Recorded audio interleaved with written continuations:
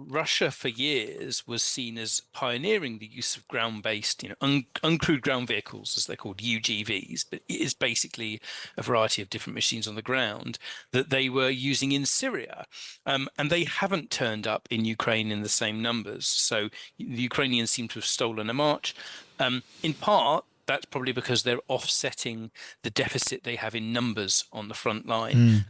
Now, Ukraine has maybe leveled up its defences, launching a platoon-sized force of robots against Russian lines. That's according to the 13th Brigade of the Ukrainian National Guard. Meanwhile, Russia's made up its shortage of military vehicles with more traditional resources.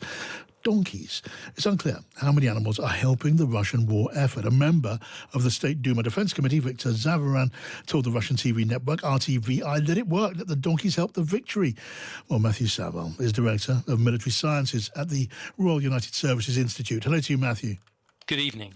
Tell us, what do you think about, various developments here? Ukraine deploying this platoon-strength force of robots. They're mounted with heavy machine guns. They're aimed and fired remotely. We're looking, aren't we, at the future of warfare? Maybe. I'm going to introduce a note of caution here, although it is fair to say that some of the advances that we've seen in Ukraine are now going to be incorporated into militaries more widely. Lots of, uncrewed aircraft have been used of varying types. So bombers, essentially disposable munitions, surveillance. Those have all been seen on the battlefield for ages, but what's striking is the scale at which they're being deployed now. Thousands and thousands produced a year, far more than the British Army currently has. The ground-based ones are interesting because they seem to have lagged behind a little bit, and there is definitely utility there, but it's proving far harder to incorporate them. So we haven't yet seen the Terminator on the battlefield. Right. Russia, it seems, are keen to capture and copy these battlefield robots. It's too early to write off the involvement of human beings, soldiers, in the war on the front. Certainly. And it's interesting because Russia for years was seen as pioneering the use of ground-based, uncrewed ground vehicles, as they're called, UGVs, but it is basically a variety of different machines on the ground that they were using in Syria. And they haven't turned up in Ukraine in the same numbers. So the Ukrainians seem to have stolen a march. In part, that's probably because they're offsetting the deficit they have in numbers on the front line. The other thing is that you still need people, because it's largely people, for the time being, that capture and hold ground. So in this assault, the Ukrainians use them to lay mines or actually get through minefields and put down some fire. But it sounds like it was still Ukrainian soldiers who actually captured trenches. Yeah, and Marty, when you read about Russia using donkeys to carry ammunition, it does, again, strengthen that military case for robot tech.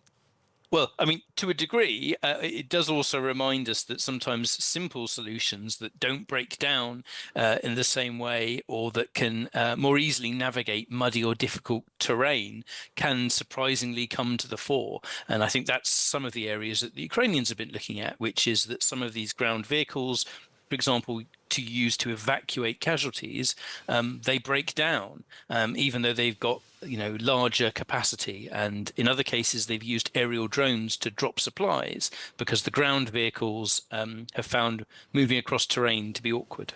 Right, now, we've got the Munich Security Conference at the end of the week, haven't we? Now, that will be a very big moment if we start hearing more detail of the proposed terms for peace in Ukraine that Donald Trump wants to thrash out between the Ukrainian side and Putin. Do you think we will hear a plan and any clue what it might even look like?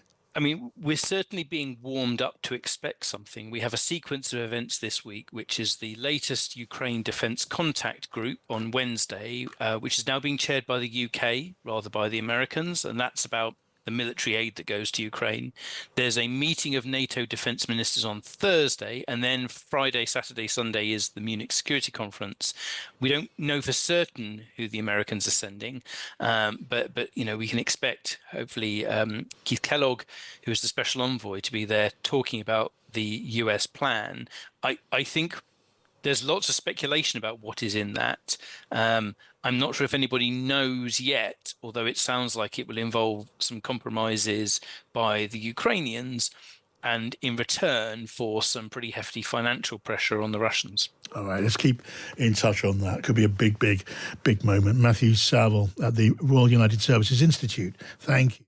We're going to stick with talking about Ukraine, and we will talk about that survey into what Gen Z or Gen Z thinks about the world and certainly about fighting for this country.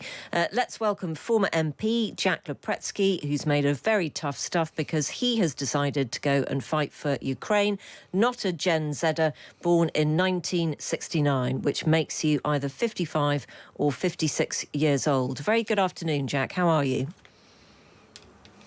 Hello, Jack. Good afternoon. I'm still 55. Still 55. OK.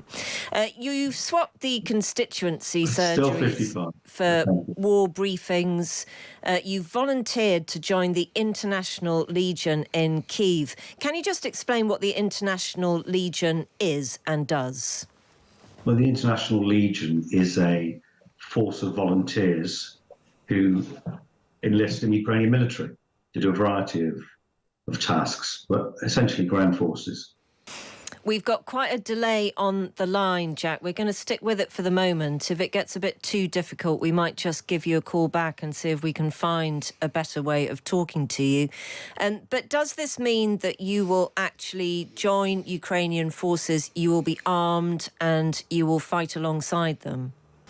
Well, when you volunteer for the military, you have to be prepared to do whatever you're asked and whatever you're needed to do. But essentially my role, if you like, and my responsibilities are foreign relations, diplomacy, weapons procurement, and I'm doing some work with some veterans and UK charities which are based here. So I don't anticipate anytime soon having to carry a weapon and go to the front, but you never know, I guess. But I'm happy to do whatever I'm asked to do. That's why I'm here. You do have to entertain the prospect that you are possibly endangering your life. The incredibly sad story of James Wilton from Huddersfield brings that to very kind of sharp reality, doesn't it? He was just 18. He decided to go and fight in Ukraine after leaving college, and he died in a drone attack last week. So we shouldn't underestimate what it is that you're undertaking. No, sure, and I had the pleasure of meeting James' father on another interview last week.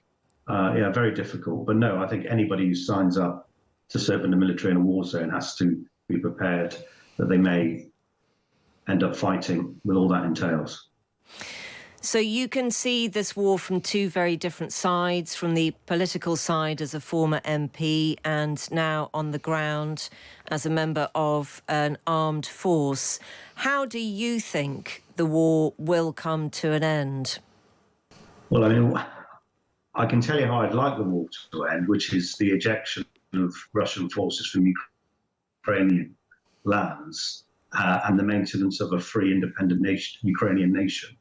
That's how I'd like the war to end. I don't know how long that will take, but I can tell you with some pride that the Ukrainian people are still very much engaged in that fight, willing to fight, and to take as long as it will take to ensure that they defeat the Russians. Do you have conversations with Ukrainians who are prepared to say, well, this might involve changing the lines of our territories. This might involve us agreeing to something that perhaps at the beginning of the war we felt we never would? I think there's a quiet optimism. There's hope that a change in the administration in the US, with Donald Trump being a much more overtly stronger character, may bring the war to a conclusion. I mean, nobody wants to continue to fight the war if it can be brought to an end, of course. But I have to say, there's nothing in the Ukrainian constitution which allows the giving away of any land, however it's taken. And only last week, a couple of days ago, President Zelensky said that Putin is enlisting or trying to increase his armed forces or taking steps by 100,000. I don't think it seems to me as if Putin is actually interested in any meaningful discussions for peace. But, you know, I'll be happy to be surprised by that. Yeah, the loss of life in the war is just so horrendous, and it is so tragic for so many families, Jack. Do you also come across an increased feeling in Ukraine that conscription is just too much, that actually a lot of families might not want to sacrifice largely their sons, brothers and husbands in this war? They would like to avoid having to fight. I can say that I find it quite inspirational just how high the morale still is. I mean, this war's been going on since 2014, if you include the annexation of Crimea. And they all know, the Ukrainians are aware that if they are to survive, if their culture, if their nation, if their freedom as an independent country is to continue, which it must, they are going to have to, they understand that they are going to have to continue to make sacrifices. So what do you think of the Times survey of Generation Z here, which has suggested that only 10% of those born between the mid-90s and early 2010s would be willing in this country to fight for this country? Well, it depends what that means. I mean, I think reading history, there was a debate in the 30s about whether or not our young people would be prepared to go and fight another war, given the terrible circumstances of the previous one. Going off and fighting your country can mean going and doing expeditionary warfare. It can mean defending your own territory.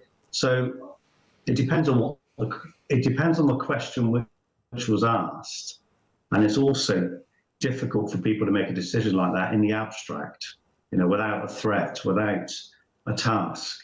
I would imagine that if we were, heaven forbid, if we were invaded by anyone, that the British we would be prepared to fight for our own freedom and independence.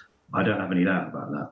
Do you I have a son in the army, in the British Army. Right, sorry, I'm so sorry that we've got such a delay on the line, but just one final question, Jack. Do you think that you would have answered that question differently when you were a younger man to how you might answer it now? No, I don't think so. I mean, I did consider enlisting at a very early age. My parents were not completely happy with that. I think I was 16 when I first thought of it. So I've always had a sense of my patriotic duty. My grandfather on my mother's side came from Southern Ireland, which was a neutral country in World War II, and went to Belfast and volunteered. I think he was 16 or 17 and served in the RAF as a rear gunner and then a navigator on Lancasters. So I think, that I've always been very conscious of that patriotic duty. And, freedom is something which, we have to protect and have to fight for. It isn't just there by accident, nor is it free. Thank you very much indeed for talking to us this afternoon. That is Jack Lepretsky talking to us from Ukraine.